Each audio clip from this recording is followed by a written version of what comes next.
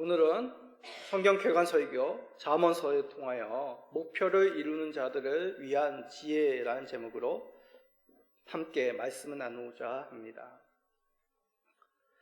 한 주 동안 평안하셨습니까? 이제 완연한 가을 날씨죠. 일교차가 심해졌습니다. 성도님들, 일교차로 인한 감기 조심하시기 바랍니다.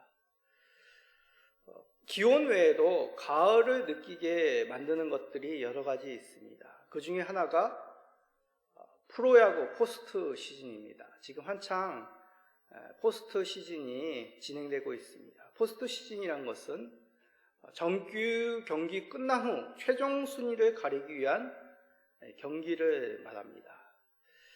그런데 저는 이 시간 우리나라 포스트 시즌 프로야구 얘기가 아니라 미국 프로야구 선수를 잠깐 언급하고자 합니다. 그 선수는 다름 아니라 일본 프로야구에서 우수한 성적을 거두고 미국 프로야구에 진출한 오타니 쇼헤이라는 선수입니다. 미국 프로야구 역사가 148년이라고 합니다. 이 148년 동안 한 명도 이루지 못한 한 시즌 50홈런 50도루를 최초로 달성한 선수입니다. 또 작년 같은 경우는 투수로서 10승도 하고 홈런도 타자로서 40개 이상을 쳤습니다. 그것 또한 148년 동안 최초라고 합니다.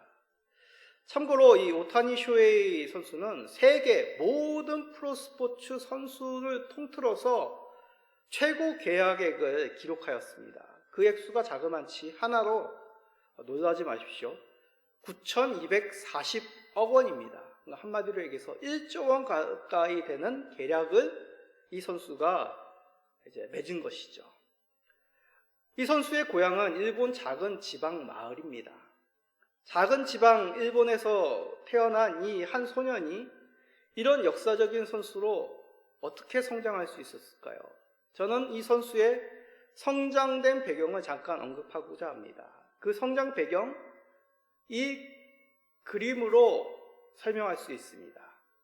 이것은 오타니 선수가 고등학교 1학년 겨울에 작성한 계획표입니다. 이것을 우리나라 말로 한글로 이제 번역한 것이 이런 것인데, 오타니는 자신의 핵심 목표를 가운데 보시는 노란 것, 그게 뭐라고 적혀 있냐면 일본 8개 구단 드래프트 1순위, 이것이 오타니 선수의 가장 최우선의 목표, 최고의 목표로 잡았습니다. 이것을 핵심 목표라고 합니다. 이를 달성하기 위하여 8가지 세부 목표를 세웠습니다. 8가지 세부 목표는 저 주황색으로 된 것들입니다. 그 내용이 뭐냐면 몸 만들기, 제구, 구위, 멘탈, 구속 160km, 변화구, 운, 인간성, 이것을 8가지 세부 목표로 잡았습니다. 그리고 각 세부 목표를 달성하기 위하여 또 흰색으로 되어 있죠. 그것을 이제 각각에 대한 실천 과제 8개를 정했다고 합니다. 그럼 총 몇 개입니까? 88에 64개죠. 64개의 실천 목표로 저 노란 핵심 목표, 일본 8개 구단 드래프트 1순위를 받기 위한 실천 과제로 삼았던 것입니다. 한 가지 예를 들자면 인간성 같은 경우, 그것을 이루기 위해서 실천 과제 8개는 감성, 사랑받는 사람, 계획성, 감사, 지속력, 신뢰받는 사람, 예의, 배려, 이런 것들이 인간성을 이루기 위해서 실천 과제로 오타니 선수가 삼았다고 합니다. 인상적인 것은 야구와 관련된 계획만이 아니라 인간성, 운, 멘탈과 같은 무형의 목표도 세웠다는 것이죠. 물론 아무리 꼼꼼한 계획을 세웠다고 하여도 결국은 실천입니다. 그러나 인생은 행함이 있기 전에 목표를 세우는 것이 필요하고 그 목표를 이루기 위해서 안내, 실천이 필요한 것입니다. 한 스포츠인이 목표를 이루기 위해서 이런 지혜가 있었다면 우리 하나님의 자녀, 우리들은 인생을 살아가면서 어떤 목표, 어떤 실천적인 삶을 살아가고 있습니까? 하나님을 믿는다는 것은 결코 운명적으로 사는 것이 아닙니다. 하나님이 나에게 주신 영역 가운데서 삶을 세워가는 것이 하나님을 믿는 성도의 바른 삶이라고 했습니다. 그 가운데 인생의 바른 목표를 세우고 이를 이루기 위해서 지혜가 필요한 것이죠. 그 지혜를 우리에게 들려주는 대표적인 하나님의 말씀이 바로 오늘 살펴볼 잠언이라는 말씀입니다. 오늘 잠언의 말씀을 살펴보므로 하나님이 말씀하시는 지혜가 무엇인지, 왜 잠언의 지혜가 인생을 살아가면서 목표를 이룰 수 있는 그러한 삶에 필요한지 찾아보기를 소원합니다. 그리하여 하나님이 주신 삶에서 바른 목표를 세워가시고 이를 이루어 나가시는 모든 성도님 되시기를 간절히 부탁드립니다. 먼저 간략하게 잠언이란 무엇인지 말씀해 드립니다. 이 잠언이란 어휘는 한자입니다. 잠이 무슨 잠이냐면 경계잠, 바느잠입니다. 언은 쉽죠? 말씀언이죠. 그러니까 한마디로 말해서 잠언이란 뜻은 경계의 말씀, 찌르는 말씀이란 뜻입니다. 히브리어에도 이런 의미가 담겨져 있습니다. 히브리어의 첫 단어는 미셸레입니다. 이 잠언의 첫 단어 미셸레는 마샬이라는 단어에서 왔는데, 이 마샬이라는 뜻은 비교, 그런 단어 속에서 경계, 교훈이라는 의미가 담겨져 있습니다. 잠언 1장 1절은 잠언은 다윗의 아들 이스라엘 왕 솔로몬의 잠언이라고 말씀합니다. 이는 잠언의 모든 내용이 솔로몬이 지었다라는 그런 뜻이 아닙니다. 이 잠언에는 무명의 지혜자의 잠언도 있고 아굴의 잠언, 느무엘의 잠언, 히스기야의 잠언도 있습니다. 솔로몬이 모든 잠언의 말씀을 직접 일일이 기록하지 않았지만 이 많은 내용을 담아내고 있는 사람이, 대표적인 사람이 솔로몬이라는 뜻입니다. 중요한 것은 단순히 솔로몬이 이 잠언을 썼느냐, 그것이 아닙니다. 솔로몬이 누굽니까? 하나님이 세우신 왕이요 지혜의 왕의 대명사이죠. 하나님께서 지혜의 왕을 통하여 그의 백성들에게 잠언, 경계의 말씀, 지혜의 말씀을 들려주고 있다. 이것이 잠언에 대한 바른 이해입니다. 이 잠언에 대해서 1장 2절 이렇게 말씀합니다. 잠언 1장 2절 다시 한번 읽어봅시다. 이는 지혜와 훈계를 알게 하며 명철의 말씀을 깨닫게 하며. 그렇습니다. 잠언의 목적은 깨달음입니다. 깨달음이란 단순히 지식을 얻었다, 어떤 사실을, 정보를 습득했다, 그런 의미가 아닙니다. 경험적으로 삶 속에서 알았다는 것이죠. 살아가면서 어떻게 살아가야 될지, 무엇이 옳은 길인지 분별력을 갖추게 되었다는 것이 깨달음, 잠언의 목적이란 것입니다. 우리가 일반적인 삶에서도 이것이 중요함을 압니다. 우리가 성장한다는 것은 단지 육체적으로 성장하는 것이 아니죠.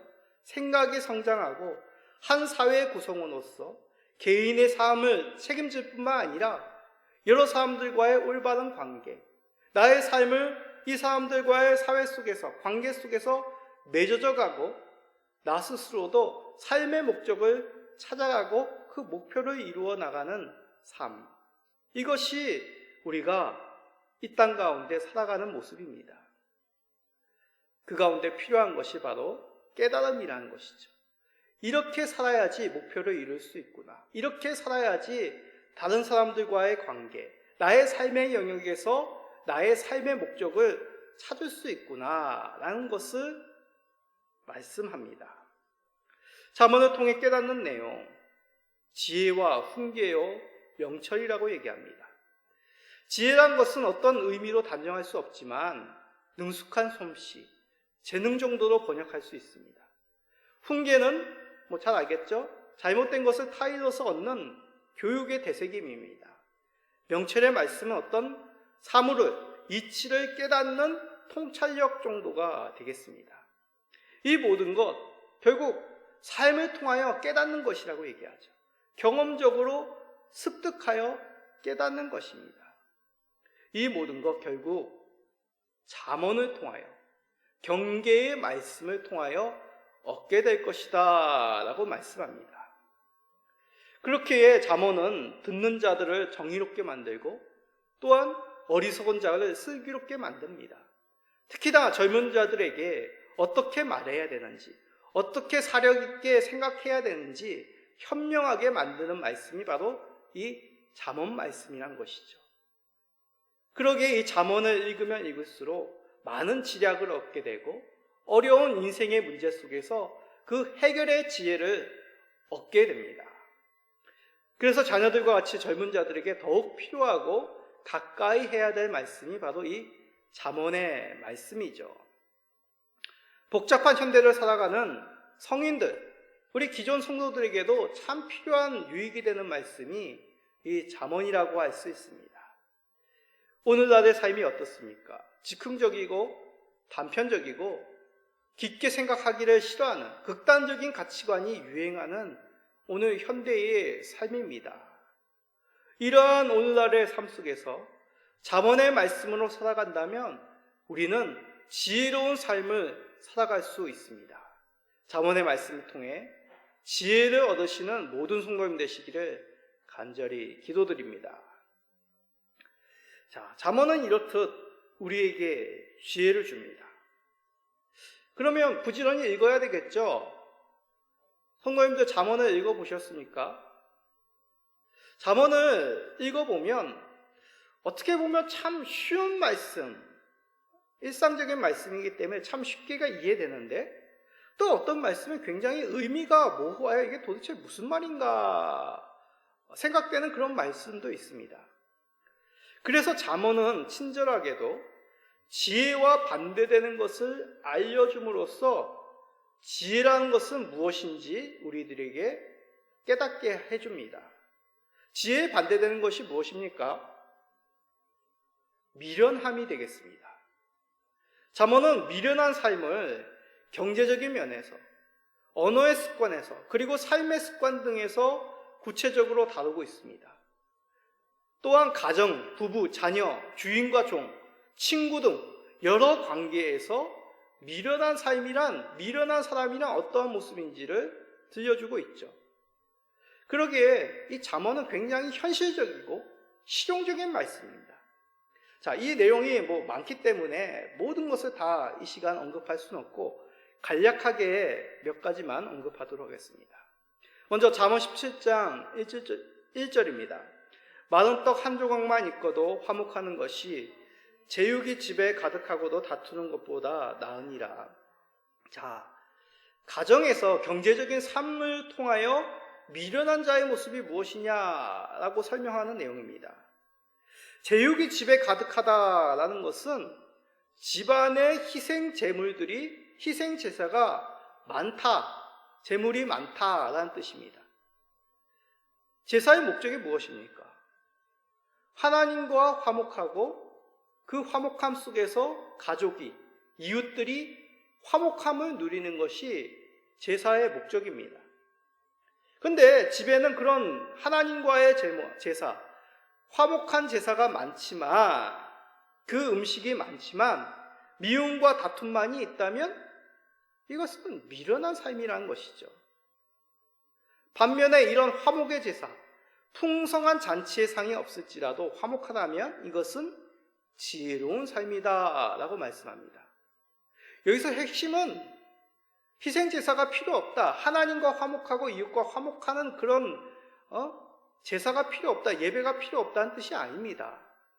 미련한 삶이란 무엇인지, 지혜로운 삶이란 무엇인지 가정 속에서 경제적인 삶을 들어와서 말씀하고 있는 것이죠. 이렇듯 잠언은 현장에서 무엇이 중요한지, 우리의 일상에서 무엇이 소중한 것인지를 깨닫게 해줍니다. 오늘날 물질이 행복의 척도라고 생각합니다. 물론 기본적인 삶을 누릴 수 있는 물질이 필요합니다. 경제적인 능력이 필요하죠. 그러나 물질이 넉넉함보다 더 우선시해야 될 가치, 그것은 화목이라고 얘기합니다. 언어 생활에서도 마찬가지입니다. 언어 생활에서도 대표적인 미련한 삶, 그것은 바로 거짓을 말하는 삶이다 라고 교훈합니다. 자, 잠언 17장 7절을 읽어봅시다. 지나친 말을 하는 것도 미련한 자에게 합당하지 아니하거든. 하물며 거짓말을 하는 것이 존귀한 자에게 합당하겠느냐. 자, 지나친 말이란 뜻은 문자적으로 넘치는 말이란 뜻입니다. 다시 말해, 아무리 설득력 있고 유창하고 감동적인 말이 있더라도 거짓된 말은 존귀하지 않다는 얘기죠. 이 뜻은 거짓말은 나쁘다라는 그런 단순한 명제가 아니라 현실에서 어떠한 관계를 맺을 수 있는 그러한 옳은 삶이 무엇이냐, 관계를 맺을 수 있는 옳은 삶이 무엇이냐를 말씀하고 있는 것입니다. 물질이 많은 것이 옳은 삶이 아니듯이, 행복한 삶을 만드는 최우선이 아니듯이, 사람의 마음을 잠시 얻고자 거짓말을 하는 것은 지혜로운 것이 아니란 얘기입니다. 허물을 덮는 말은 지혜롭지만 허황된 말, 거짓된 말은 관계를 파탄나게 하고 상대방으로 하여금 상처를 입게 합니다. 또한 게으름에 대해서도 무척이나 경계하며 교훈합니다. 잠언 19장 15절을 읽어봅시다. 게으름이 사람으로 깊이 잠들게 하나니 태만한 사람은 줄일 것이니라. 자, 여기 깊은 잠이란 우리가 일반적으로 육체의 쉼을 누리기 위하여, 정신적인 쉼을 누리기 위하여 자는 것을 말하는 것이 아니라 하나님이 누군가를 잠들게 만드는 것, 바로 죽음과 가까운 잠의 의미입니다. 게으름이 사람을 이렇듯 죽음에 이르도록, 삶의 종말에 이르도록 비참하게 만든다라는 그런 교훈입니다. 왜 하나님께서는 게으름을 이렇게 강하게 경고하시는 걸까요? 게으름은 하나님께서 사람에게 주신 그 직무에서 벗어나는 대표적인 삶의 모습입니다. 하나님께서 에덴 동산의 밖에 거하는 우리들에게 땀을 흘려야 먹을 것을 얻게 될 것이라 말씀하였습니다. 우리들은 바로 자신을 위하여, 가족을 위하여, 나의 삶을 위하여 그 본분, 땀을 흘리고 그 충실하게 나에게 맡겨진 일을 감당하는 것이 지혜로운 것이죠. 근데 그것을 벗어나 게으름으로 일관한다면 이것은 미련한 삶이라고 말씀하고 있는 것입니다. 이것은 단지 눈에 보이는 노동, 땀 흘림만을 말하는 것이 아닙니다. 하나님과의 관계에서나 부모와의 관계에서나 자녀와의 관계에서나 각자의 자리에서 충실하게 살아가는 것, 이것이 지혜로운 삶이다라고 말씀합니다. 그런데도 미련한 사람은 이 맡겨진 삶에서 벗어나 충실함과는 거리가 두게 됩니다. 이러한 미련한 모습을 알려주므로 경계할 것을 잠언은 말씀하고 있는 것이죠.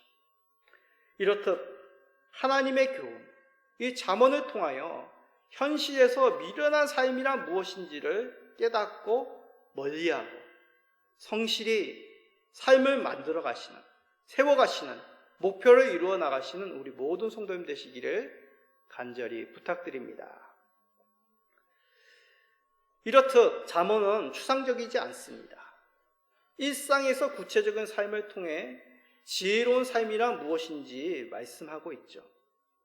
자, 구체적인 삶에서 우리가 살펴봐야 될 영역, 그것은 관계입니다. 사람과의 관계, 물질과 나와의 관계. 이런 관계에서 지혜롭지 못하면 삶이 어그러지게 되죠.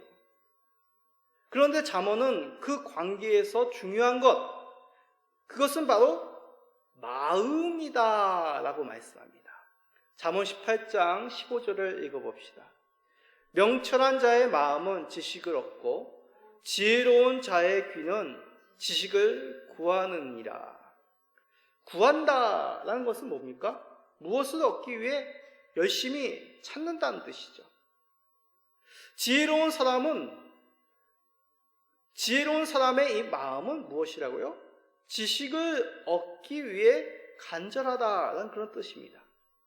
그만큼 마음이 지혜를 듣고자 함에 기초가 되어야 된다라는 그런 교훈이죠. 그래서 사람의 진리를 파악하기 위해서는 그 사람의 마음이 어떠한지를 살펴야 합니다. 그런데 사람의 마음이 보입니까? 사람의 마음을 쉽게 찾을 수가 없습니다. 알 수가 없습니다. 그러기에 필요한 것, 태도인 것이죠. 지혜를 찾고자 하는 그 사람의 마음의 태도, 그 삶의 태도, 그것은 바로 듣는 태도, 경청의 태도입니다. 남의 이야기를 주의 깊게 듣는 것, 이것을 통하여 이 사람이 정말 무엇인가 찾고자 하는구나, 나의 이야기를 통하여 듣고자 하는구나 라는 것을 알 수 있습니다. 지혜도 마찬가지입니다. 지혜를 구하고 온 그 사람의 마음은 지혜를 듣는 태도를 통하여 알 수 있다는 것입니다. 이러한 자세, 이러한 마음의 근원이 무엇일까요? 어떻게 이러한 마음, 지혜를 찾고자 하는 듣는 태도를 갖출 수가 있을까요? 그것은 바로 겸손으로부터 출발합니다. 잠언은 교훈합니다. 잠언 18장 12절을 읽어봅시다. 사람의 마음의 교만은 멸망의 선봉이요 겸손은 종교의 길잡이니라. 성경은 교만에 대해서 무척이나 터부시하고 겸손을 강조합니다. 그런데 이런 내용은 일반적인 우리 세상 속에서 듣는 교훈 속에서도 많이 접하게 되죠. 여러 우화들, 여러 속담들에도 사람의 교만함들, 허영들을 경계합니다. 그리고 겸손한 삶의 자세, 남의 이야기를 경청하는 태도에 대해서 교육시키고 교훈하고 있습니다. 잠언의 교훈도 이와 달리 하지 않죠. 그런 면에서 잠언의 교훈은 상식적이고 통상적인 내용을 담고 있습니다. 무슨 신비한 내용, 우리의 삶과 동떨어진 내용이 아니라 쉽게 삶에서 깨달을 수 있는 상식적인 내용을 말씀하고 있는 것이죠. 마음의 교만함도 마찬가지입니다. 마음의 교만함의 결과, 일상적인 삶에서 쉽게 알 수 있습니다. 교만한 마음을 품는 자, 하늘 높은 줄 모르고 자신의 힘을 자랑하는 자들의 결과가 어떻게 될까요? 비록 그 순간만큼은 그 사람의 목소리가 크게 들리고 그 사람이 마치 그 주변을 좌우하는 것처럼 볼 수 있지만 그 결과는 결국 멸망이라고 잠언은 교훈합니다. 성경에서 언급되는 여러 악인들이 대표적이죠. 왕이라고 하여서 교만하게 자신의 권세를 사용했던 자들 하나같이 멸망에 이르게 되었습니다. 세상의 열강의 제국들의 황제들이 어떻게 되었습니까? 결국 그들의 삶, 교만함으로 망하게 된 것이죠. 이런 교만은 멀지 않은 곳에 있습니다. 그러기에 신앙 가운데 우리는 겸손함을 가져야 되고 잠언은 그 겸손에 대해서 우리에게 들려주고 있는 것입니다. 보통 신앙이란 것은 나의 믿음을 드러내는 것이라고 생각합니다. 아, 그래, 나는 이렇게 대단한 믿음을 가지고 있어. 나는 너가 믿지 않는 이것을 믿는 아주 훌륭한 믿음을 가지고 있어. 이것이 높은 신앙이라고 생각합니다. 그러나 신앙의 기본은 듣는 것입니다. 듣지 않으면 결코 신앙을 온전히 세울 수 없습니다. 이것이 우리의 삶의 지혜며 관계를 맺는 그 기초다, 지혜다 라고 우리들에게 잠언은 교훈하고 있는 것이죠. 나의 마음은 지혜를 찾고자 하는 그런 마음이어야 되겠습니다. 그러기 위해서는 경청의 태도, 그것이 중요한 것입니다. 경청의 마음, 지혜를 나의 마음에 새기고자 하는 그런 자세를, 그런 지혜를 품으심으로 나의 삶의 관계 속에서 바르게 관계를 맺어가시는 우리 모든 성도님 되시기를 간절히 축원드립니다. 자, 그러면 결론적으로 가장 중요한 질문을 해야 합니다. 잠언의 주제이기도 하죠. 그럼 지혜가 도대체 무엇이냐? 지혜를 가져라. 지혜의 자세가 바로 경청의 태도다. 마음의 문제다. 그렇게 말씀하고 있는데 그 지혜가 도대체 뭘까요? 오늘 읽었던 말씀 잠언 1장 7절을 읽어봅시다. 여호와를 경외하는 것이 지식의 근본이거늘 미련한 자는 지혜와 훈계를 멸시하느니라. 근본이라는 것은 시간상의 처음, 원칙의 핵심, 정수라 그런 뜻입니다. 다시 말해 여호와를 경외하는 것, 하나님을 높이는 것이 지식의 정수, 지혜의 성결 조건이다 라고 말씀하고 있는 것이죠. 그 반대편이 무엇이겠습니까? 그 반대의 삶이 지혜와 훈계를 멸시하는 것, 다시 말해 하나님을 우습게 여기는, 하나님을 경외하지 않는 삶이라고 말씀하고 있는 것이죠. 경외란 것은 단지 두려움만이 아닙니다. 공경하고 높이는 태도이죠.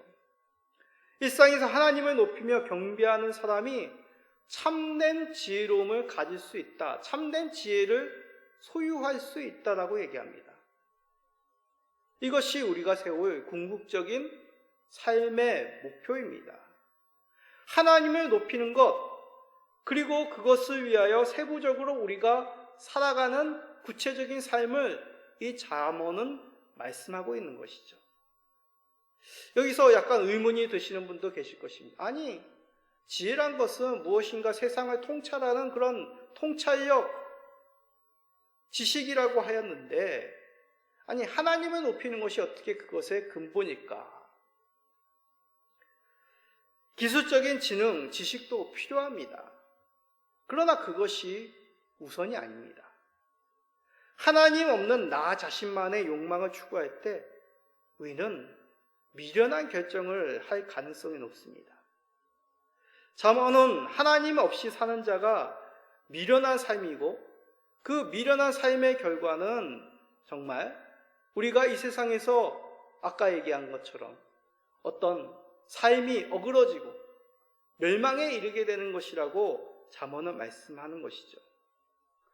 어찌 보면 세상은 점점 지식을 선택합니다. 많은 삶의 기술들을 말씀하고 있습니다. 그러나 그것은 어리석은 선택, 하나님 없는 교만한 인생을 살아가도록 우리를 이끌게 될 것입니다. 점점 지혜로운 사람이 찾아보기 힘든 시기입니다. 일평생 우리는 이 땅에서 지혜의 마음을 가져야 되겠습니다. 그 지혜의 마음, 하나님을 높이는 삶이라고 잠언은 말씀하고 있는 것이죠. 내 생각만을 고집하는 것이 아니라 듣는 마음, 우리에게 생명을 주는 그 하나님의 지혜를 품으시는 성도님들이 되시기를 소원합니다. 특별히 우리의 사랑하는 자녀들, 우리가 살아가면서 정말 인생을 살아가면서 무엇이 소중하고 무엇이 우선인지 혼란스러울 때가 많습니다. 그럴 때 이 잠언의 말씀을 한번 읽어보십시오. 그 속에서 우리는 하나님이 우리에게 복된 길, 생명의 길이 무엇인지 들려주고 있습니다. 삶의 구체적인 영역에서 어떻게 우리의 언어 생활을 행해야 될지, 우리가 어떻게 마음을 품어야 될지, 우리가 어떻게 이웃들과 친구들과의 관계에서 경제적인 삶 속에서 살아갈지를 교훈한 것이죠. 이런 잠언의 말씀을 통하여 하나님의 경외함을 아시고 더욱 하나님이 주시는 그 하늘의 지혜를 품으시는 우리 모든 성도님 되시기를 예수 그리스도의 이름으로 축복드립니다. 아멘.